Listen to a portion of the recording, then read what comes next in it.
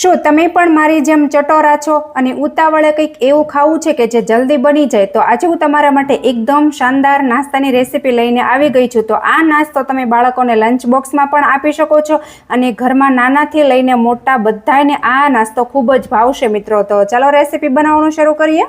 તો એકદમ યુનિક નાસ્તો બનાવવા માટે મેઝરમેન્ટથી જોઈએ તો 1 કપ અત્યારે મેં ચોખાનો લોટ લીધેલો છે, તો એ મોટા મિક્સિંગ બાઉલમાં આપણે ટ્રાન્સફર કરી દઈશું.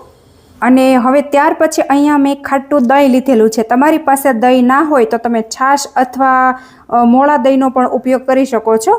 અને દહીં અને છાશ બંને વસ્તુ ના હોય ને તો તમે અહીંયા લીંબુનો પણ ઉપયોગ કરી શકો છો અથવા પાણીનો પણ ઉપયોગ કરી શકો છો. તો દહીં આપણે લોટ સાથે મિક્સ કરશું અને ત્યાર પછી આ રીતે આપણે વિસ્કરની મદદથી એકદમ સરસ રીતે આપણે એને ફેટી લેશું. અને હવે ત્યાર પછી આપણે જે કપના મેઝરમેન્ટથી ચોખાનો લોટ લીધેલો હતો એ જ મેઝરમેન્ટથી અહીંયા મેં ઘઉંનો લોટ લીધેલો છે. તો આપણે આ સ્ટીલની વાટકી ભરીને જોઈએ તો અત્યારે મેં પોણી વાટકી ભરીને લીધેલો છે અને આપણે જે કપનું મેઝરમેન્ટ કરેલું છે તો 1 કપ જેટલો થાય છે, ઉમેરી દેશું. અને ત્યાર પછી અહીંયા આપણે થોડુંક પાણી નાખી દેશું અને આ રીતે આપણે વિસ્કરની મદદથી ફેટી લેશું. તો અત્યારે તમે જોઈ શકો છો કે આ રીતનું મિશ્રણ બન્યું છે, પણ હું તમને એની કન્સિસ્ટન્સી આગળ બતાવું છું કે કઈ રીતને આપણે રાખવાની છે. તો અહીંયા તમે જોઈ શકો છો કે બેટરની અંદર પાણી નાખી એકદમ સરસ એવું જો આ રીતનું મેં અત્યારે ઘટ કરી દીધું છે.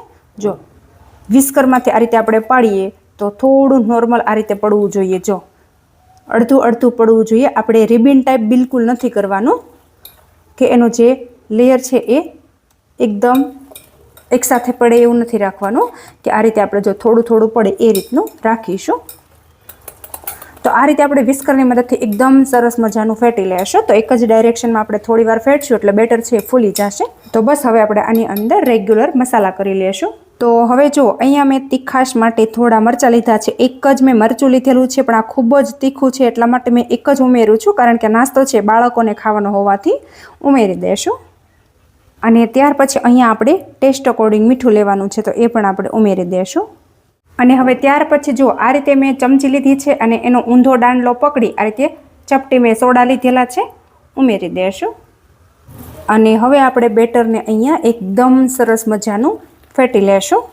તો અત્યારે આની અંદર ખાંડ, લીંબુ કંઈ જ મેં નથી નાખેલું. એકદમ ઓછા ઇન્ગ્રેડિયન્ટ્સથી આ નાસ્તો બનીને તૈયાર થઈ જાય છે મિત્રો.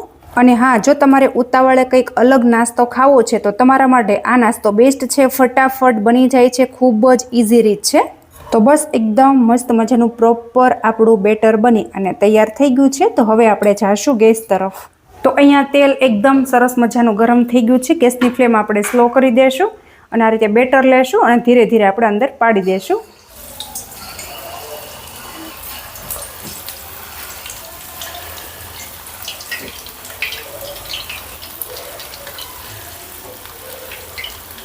અને હવે જુઓ થોડી વાર આ રીતે આપણે રહેવા દેશું અને પછી આપણે એને પલટાવવાના છે, જેથી કરીને એકદમ સરસ મજાના સેટ થઈ જાય. તો અત્યારે ગેસની ફ્લેમ મેં હાઈ કરી દીધી છે અને જ્યારે આપણે આ ભજીયા પાડતા હતા ત્યારે મેં સ્લો કરી દીધી હતી, કેમ કે તેલનું ટેમ્પરેચર થોડું વધી ગયું હતું. તો થોડી વાર પછી મિત્રો અહીંયા તમે જોઈ શકો છો કે એકદમ મસ્ત મજાના ચોખાના લોટના અને ઘઉંના લોટના ભજીયા, કે તમે આને જે કહેતા હોય એ. જો તો તમે આ નાસ્તાને શું કહો છો એ કોમેન્ટમાં તમારો ફીડબેક જરૂરથી આપજો. અને તમે મારો વિડીયો ક્યાંથી અને કયા શહેરમાંથી જોઈ રહ્યા છો એ પણ કોમેન્ટમાં લખવાનું બિલકુલ નહીં ભૂલતા મિત્રો. તો જો હું તમને બતાવું, જો કેટલા મસ્ત મજાના છે, એકદમ સરસ એવા, જોતાં જ ખાવાનું મન થાય એટલા સરસ એવા બની અને તૈયાર થયા છે. તો આને તળાતા લગભગ 6 થી 7 મિનિટ જેવો ટાઈમ લાગ્યો છે અને સહેજ પણ તેલ નથી રહેતું. અને હવે આપણે વધારાનું તેલ બધું નિતારી લેશું અને એક પ્લેટની અંદર આપણે કાઢી લેવાના છે.